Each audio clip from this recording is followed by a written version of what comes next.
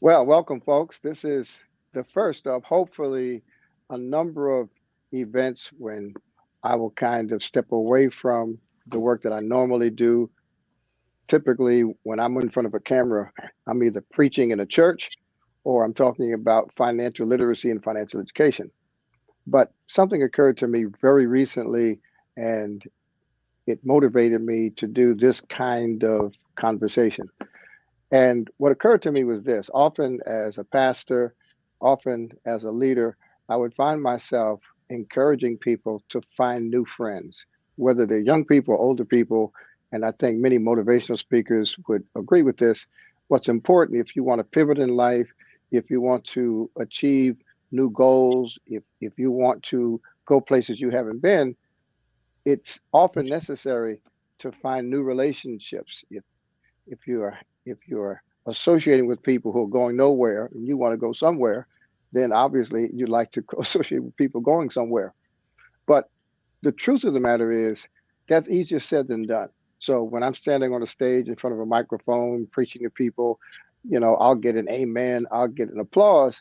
But the fact is, if you're striving for financial success and you're being encouraged by people like me to identify with and associate with people who are financially successful, you may agree, but what do? You can't just walk into somebody's life and say, you know what, I'm going to hang out with you. It's very hard. My point is to meet new people, and it's hard to connect with people who can help you through their experiences get to your destination. So I decided, since God has blessed me with so many very successful friends, very successful leaders, very successful business people, I decided that what I would do is, instead of preaching to people about the need to associate with new people, I decided to invite people that I know to converse with me, chat with me, share with me about their own lives. And in so doing, you can literally share relationships I have from wherever you are. You don't have to travel anywhere. All you have to do is go on your phone, on your computer, and we're bringing you into the kind of relationships that I've been blessed to have. So to start this, I couldn't think of a better person than my guest today. One, because I met him some years ago as we were both attempting to help the state of Arizona focus on a very serious problem. Two, because he built a very successful business, the kind of success that all of us would want to have if we had any kind of business. And then three, he was willing to share his life story and his principles for success in this marvelous book called Solid Ground. And so, without any further ado, I just want to thank you, Tom Lewis, my friend of a few years, and Mhm. acknowledge the fact that when I first asked you to have a conversation with me, I really had not read your book. But now that I've read your book, I can assure you that I'll be promoting this book to everyone I know and everywhere I go, because I think this is a masterpiece. So, Tom, thank you. Hey, thank you, Buster, and it's great to see you again. I've really missed our friendship, so this is a great way to reconnect. So, Tom, you start out in your book describing exactly what I wanted to ask you, and that is about your childhood and your background. You're from, as you describe it, East Kentucky, that is often associated with poverty and coal mining and hillbillies. It's what we call Appalachia. Talk about your childhood just a bit. Yeah, well, I had a really great mother, maybe the best I could imagine. She was perfect for me, but my dad was a military guy, fought in World War II. Uh, like a lot of his generation, they turned to alcohol to kind of relieve the pain that they felt from World War II, and so he kind of had a tough life and an unsuccessful life, and created a lot of distress in our family because of his drinking and also because of his business failures that we ultimately had to move out of our house when I was 16 because he filed bankruptcy. And that was really just the kind of the moment that I decided that I was going to be successful doing something. I wasn't sure. I had no idea at age 16 what it was going to be, but nobody was that was never going to happen to me again. So there was that. But then Um, my mother and both of my parents were from a little county in eastern Kentucky called Letcher County. One from two different little towns and 10 miles apart. And I spent my summers up there from age 0 to 12, I would say. I mean, that was our vacation. My dad was in the Navy. We were in Pensacola, Florida, and we would drive to Kentucky and spend our summers there. And I just got to know all these people, and I loved talking to people. I'd walk up on their front porch and spend the morning talking to women that were breaking beans and just love to get to know people. But I really developed a genuine respect for these people. I mean, they weren't educated. They didn't talk perfectly. They didn't, they were very country, but I just saw the dignity in them and I respected them for that and the way they lived. And so that really impacted me. And then later we moved back. My dad retired from the Navy. We moved back to Lexington, Kentucky, which is a more civilized place. And that's where I went to high school and then later to college. But, when I first started working on this book, it took 4 years to write it. Wow. And I kind of wrote down the outline and I talked to several people that were in the book industry, and every one of them said, don't start with your life story. Nobody cares about your life story. Are you kidding me? No, that's what they all said. Just jump right into what you want to say. But I really, I didn't take their advice.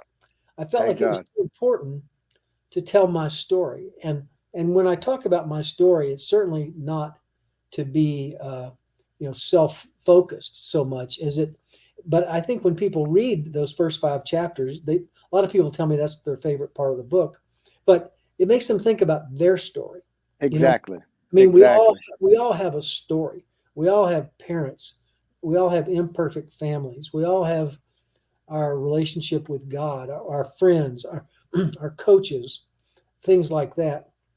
And we're on a journey, and so that's what my story was about. And all the influencers, the football coaches, and then later as I got into my career, I go into each job I had, and there, I worked for 5 different companies. Each one was a really good company, and I worked for really sharp people, and each one of them was different, and I learned from each one of them. And so, when I got out of college, I had a degree in engineering, but I knew nothing. I knew nothing about the real world, and so I wasn't ready to start a business. I had no idea. I mean, I knew someday, I wanted to own my own business. And then, and I encourage people too. I love to use this phrase: is you need to have someday goals. Right. When I got my MBA right out after college, I wrote down my someday goals, and they were this simple. I want to get married by the time I'm 30. I want to marry the girl of my dreams, and I want to start and own a company by the time I'm 35. And that was my someday goal. So I had that out there in the universe, and I had written it down. So I kind of committed to it, but I didn't know it was just a someday goal. And so, but that was inspiring me. So I was on my journey, but I was learning and growing and has the audio gone out? Don't know. Can you hear me? No, you guys are fine. You're perfect. Sunday goes. I'm listening rapidly, like with Sunday goes. There you go. No, I couldn't hear for a minute, but on that point, by the way, folks, for those who are listening, there is a chart in the book, and the chart invites you to create goals. The first 3 columns are time-based, and then the 4th column is someday, and I love that. Yeah. Totally. But Tom, I want to go back. Though to your childhood, because it's important to me. I work with all kinds of people, many of whom are low income, many of whom are in foster care. And what's critical about your story is this. When I was introduced to you the very first time, I was told that you had given the largest financial gift to the University of Kentucky in history. So that was the image I had. Right. And when people see that kind of success, and when people see that kind of wealth, they don't automatically assume that your dad was an alcoholic, that you've had failures, because the image, the culture promotes this image of wealth that suggests people who are wealthy are born wealthy, they inherited wealth, they didn't have to struggle. And I just think that's why so many people relate to your story, because Mhm. very, very few successful people are born into success. Absolutely. And I think that's really what motivates successful people is they weren't born into success. And That's and and, right. and I think the best thing that ever happened to me was that I wasn't, because I know that it's hard. If I'd grown up in a wealthy family, we probably wouldn't be having this conversation, No, I understand that completely. And that's So the value of hardships, though. That's the value of hardships. I mean, that's exactly right. What I love is that your hardships and your struggles turned into a value system and a lifestyle. I have a favorite page in this book. It's page 65. And folks, if you bought this book and only read page 65, it would be worth the money that you spent. Page 65, you talk about your company, and I love this, homes for particular people, mhm. and you talk about 5 customer philosophies. This is good for any kind of business. If you're selling lemonade on the corner, or if you're building jet airplanes, talk about T.W. Lewis and the kind of company that you built and how you built it. Yeah, well, after I'd gone through 5 different jobs and I'd worked for home building companies, and I'd even started my own home building company with Trammell Crow as a partner, but I was in charge of it. So I knew how to build a home building company. But in Phoenix, Arizona at that time, 1991, there were 35 public home builders in Metro Phoenix. And so I was going to be a little guy competing with the biggest home building companies in America. And but I also had just come off a significant failure in 1990. We had opened a little home building operation in Denver and totally messed it up and went bankrupt. And we had our bank foreclosed on us, and it turned into a big mess. And that was what was kind of tattooed on my forehead when I decided to start my company.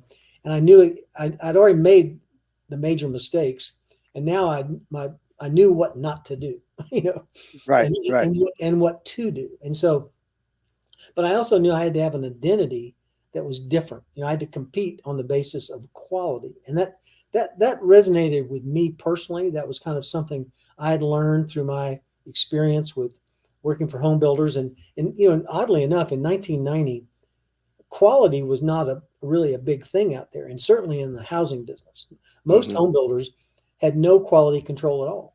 And so anyway, we were going to compete on the basis of quality and customer service. And maybe the best goal I ever set was the vision for T.W. Lewis Company. And that vision I'll never forget. And we put it literally in our foyer wall.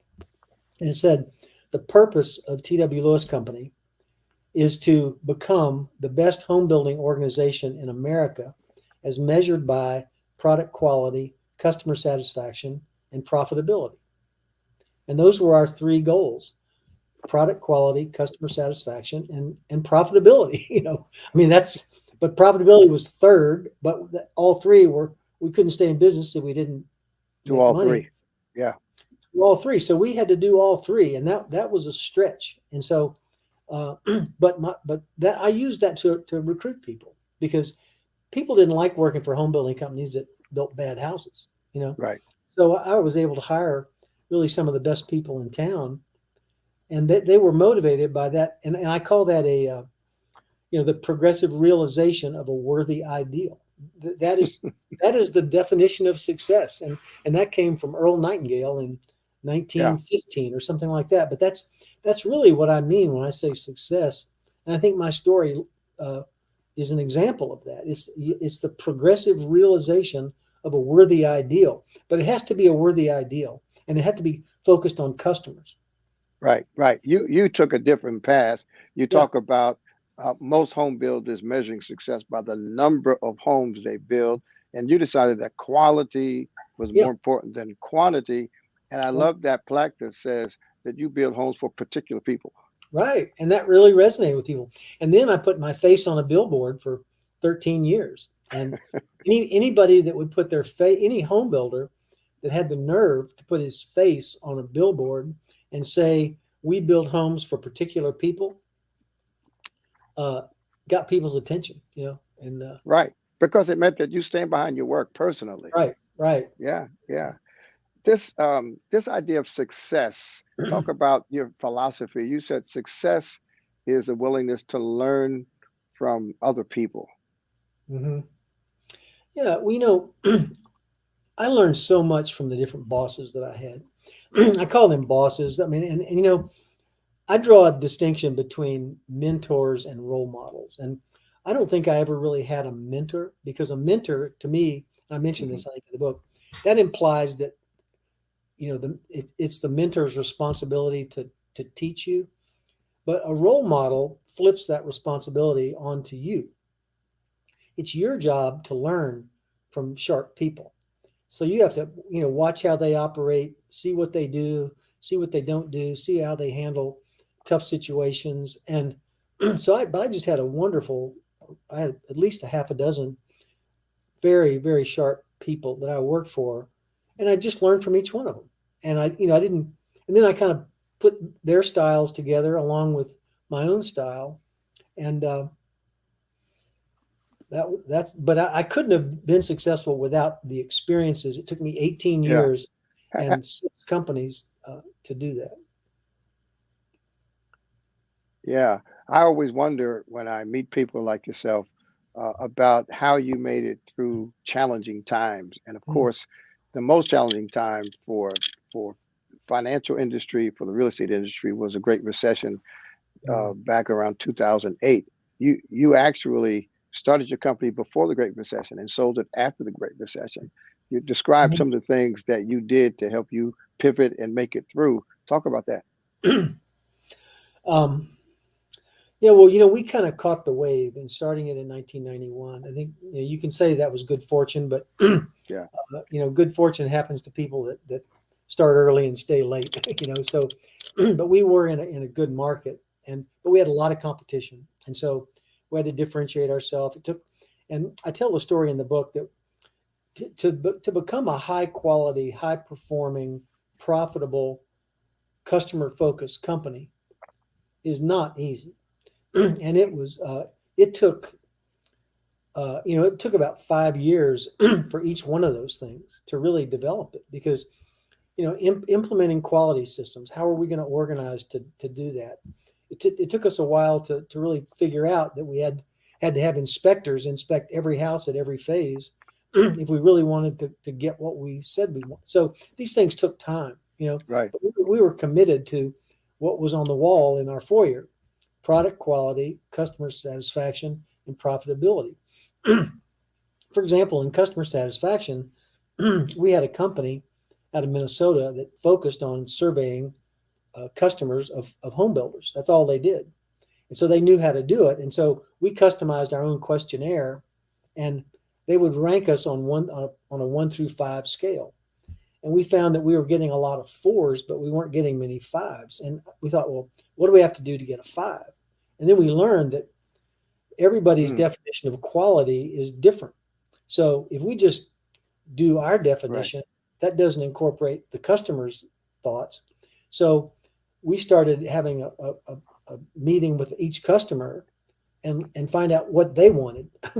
And then whatever they wanted within reason, we would do it. And then we started getting 5s, because we were defining quality the way they wanted it defined, Hmm. what they meant by it. So all these things took a lot of time. And then came the recession. And man, I mean, we were doing 350 homes a year, like 30 houses a month, and just cranking it out. And we all thought this was going to last forever. This was like 2006 or 7. And we were very profitable in those years. It was unbelievable. And then, it's the music stopped, and quickly. And our bank sent us a letter telling us that they had reappraised our inventory, and that we owed them, $6 or $8 million by Friday. And if we didn't pay them, we'd be in default. And so some builders kind of fought them on that, and they ended up in bankruptcy. But what we had the resources at that time to pay off our entire loan. And so we paid off our lenders 100%. And I haven't borrowed a nickel since because, but once we paid off our lenders, we then had the freedom to do things that made sense, and if the banks had been in charge, they would have basically told us what we could do and couldn't do. So I couldn't live with that. I mean, we were in a dogfight. I couldn't deal with bank rules. And so a lot of builders didn't do that. But we paid off our debt, and then we laid off 100 people, and we kept the best 40, and we we created a rental pool we had 100 specs at the time. We turned them all into rental homes. So we kind of made, we had lemons and we made lemonade out of it. And I think that's Tom, in many ways you were probably one of the pioneers, just out of necessity, of the single family home rental business. One of my good friends runs a public company that just builds and buys single family homes just for rental. And you did it out of necessity. We did it for 12 years and we had 100. So when you sold your, that's an amazing pivot for someone who builds homes and then sells them. And now you're in managing real estate, the real estate business. Yeah.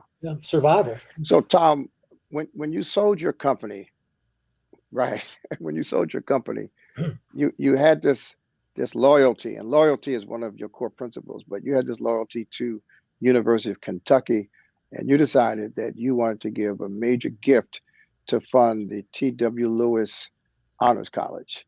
And that's a good section of your book talks about helping other people. Why was that honors college your choice? Why not the football team? Yeah, right. Let's don't talk about basketball either right now. But I think it goes back to summers in Eastern Kentucky, and I just have a heart for rural Kentuckians. I mean, my family goes back in Kentucky 7 generations on both sides. Okay, so, and I've done a lot of genealogy, and so this is my family, this is my heritage, and that's meaningful to me. Some people don't care about that, but I do, and so, so the idea of helping Kentuckians, become the best they can be, and giving them kind of a leg up, but so the University of Kentucky, which was my alma mater, had a great experience there. It meant a lot to me. It's kind of the institution in the state of Kentucky. There's no other competing, major institution like that. And so I got the idea that, they didn't have an honors college, and I thought that would really help them to create an honors college that was beginning to happen around the country. I saw it here in Phoenix, and I'd worked with the Barrett Honors College, giving scholarships to them for years. And so I saw what it could do to the image of a university. And, the day after we created this honors college, the entire university just kind of held their head a little higher. I mean, they just like, wow, and it was successful immediately. And we now have, 2,000 students there. And it's a very big source of pride for the university. So it's a big deal. My brother actually runs an honors college at a Black university called Stillman in Tuscaloosa, Alabama. That college does so much for some of the brightest students. It attracts students that otherwise wouldn't go to the school. And you're right, it gives the college a kind of badge of honor that otherwise it wouldn't have. Right, it gives it prestige. Tom, you're also involved in other philanthropic. Right.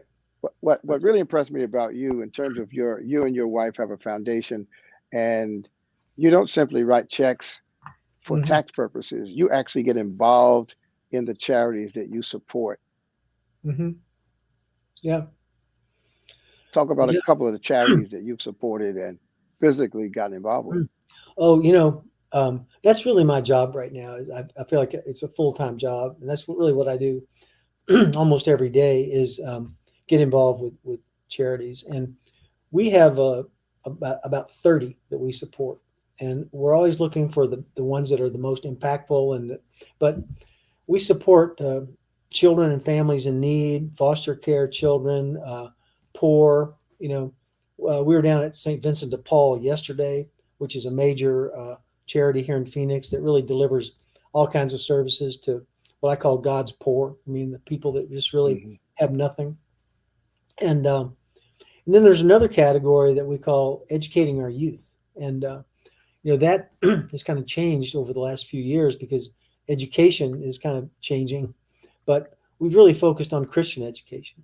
And we feel like that's really the thing that our world and our country needs the most right now, is because it's being suppressed so much that we feel like that's an area that we really want to support. We support hospitals in Phoenix. We created a cancer center at Banner because of the experience I had. We created a migraine center at Barrow Neurological because my wife had suffered from migraines. And then we support a lot of conservative Christian organizations nationally. And so, but that's really, but the best part of that is really the friendships you make, the relationships you build with those people. I mean, people like you, Buster, our philanthropy allows us to befriend people that are just doing wonderful things. And we have the resources that they don't have, that we can help them. And they're the ones that are doing the hard work, really. But right. So Tom, what has surprised you about this book? When you wrote the book, you had a vision and some expectations. What has happened that you didn't anticipate as a result of your writing this book? Well, I didn't anticipate that it would be as well received in the faith community as it is. I didn't write it as a faith book, but I felt like I was obligated to to talk about that. And I've gotten a lot of compliments on it. As you know, selling books is very hard. I mean, I self-published this. I don't have a big book publisher behind it. It's very hard. It's frustrating, but I find that when I'm able to give talks that we can, distribute books, and it's certainly not about making any money on books. You don't Right. make money on books. None. Right. You really just want to get your message out, and it's this idea of helping people. And when I started writing this book, I kind of put together, because what am I going to talk about here? And what's my message? And I had to really think about it. And then I came up with the foundation of success. What really is the foundation of success? And, right. And it's not, finding your passion and doing what you love and living your dream. You just can't go from high school to that. You don't know enough. And so that's why I told my story. But then, so what is it really that creates that foundation? And I learned that through experience, through seeing other people, but, personal character is kind of number one, because right. if you have a serious breach of personal character, you're done. People will no longer look to you. So you have to work on that. And then it's just, hard work. You cannot, avoid hard work. And then, setting goals. I mean, somebody asked me in one of my talks, if you could just say one thing, what would be your one piece of advice? And immediately to me, it was set goals. Yeah. I mean, and Tom, you talk in the book, you talk about SMART goals, but you also talk about hard goals. What are hard goals? Well, that's kind of in the goal industry, the public speakers that go around and, the right. consultants, they came up with the SMART goals, and that's right. Specific, measurable. That was back when everybody had to right. measure their goals. And that was kind of a phase of goal setting. And then came the hard goals. And that was just another acronym for a bunch of words. But I have my own version of goal setting. And it's really, to me, when I write down goals, I get excited, my message is inspire. You have to inspire yourself. And if you write down that I want to lose 30 pounds, let's say, or 10 pounds, that's not really inspiring. Okay. But if you said, I want to become a very fit and active person, let's say, or if you just kind of describe the someday, I want to be very trim and fit, let's say. That would inspire you more than I want to lose 10 pounds. Right. I want to lose, so it's setting goals with the right words that inspire you.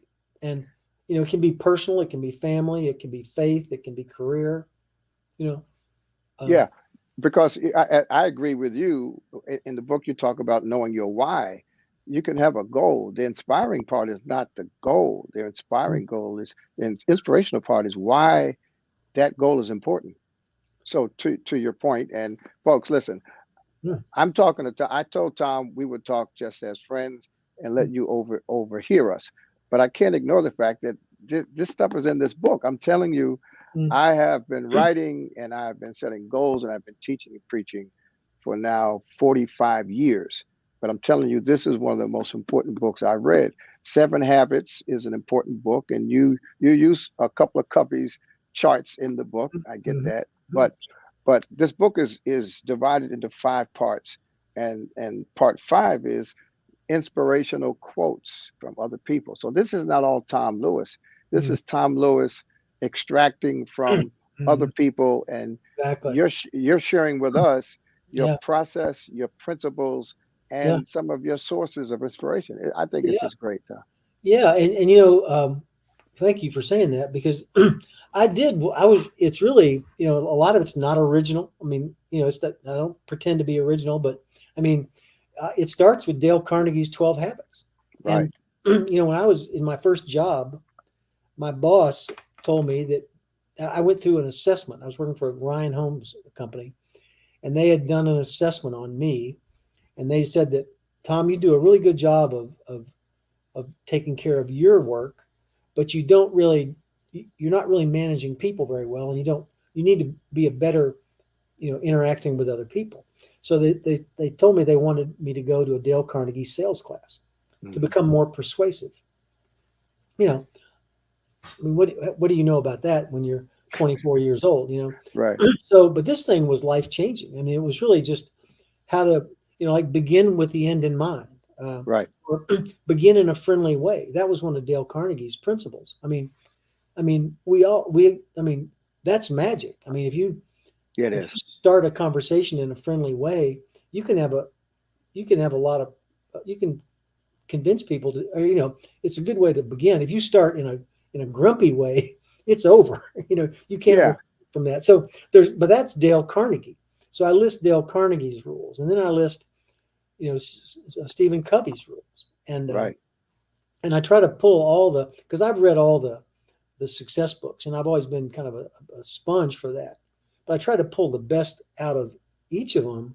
So it's really kind of a collection of success ideas that I've kind of reorganized a little bit, and then added some of my own. I call it a kind of encyclopedia of success principles intertwined with your personal story. I think the perhaps the most impactful statement you made and description you offered was of that Japanese bamboo tree. Oh yeah. Where for 4 years, you're watering and giving sunshine and see nothing until year 5. Yeah. If you're doing the right things, if you're fertilizing it and, and nurturing it, and that's how you build your strength. And I'm going to go back though to that foundation where we're talking about goal setting, and then this idea of self-awareness. I really want to make a strong point on that, because as we know as Christians, we all have gifts, and they're your gift is not the same as my gift, but everyone has a gift, and collectively we make up a world that can serve everyone. And so, I think I heard a lot of young adults tell me, as we would interview them for scholarships, that they wanted to find their passion and live their dream. But what I say in my book is, no, forget about your passion. Find your talent. What are you naturally good at with little or no effort? Lester, you're a natural public speaker. I mean, when you step up to the podium, people just listen. I mean, they're captured. So you have a gift. I mean, that's a gift, and you're using it. I mean, I think my gift is really as a businessman. I can plan, organize, motivate, control. You know, I know how to get things done. And Right. so, but what we're trying, but then I get to the part about helping people. But first, you have to find your talent.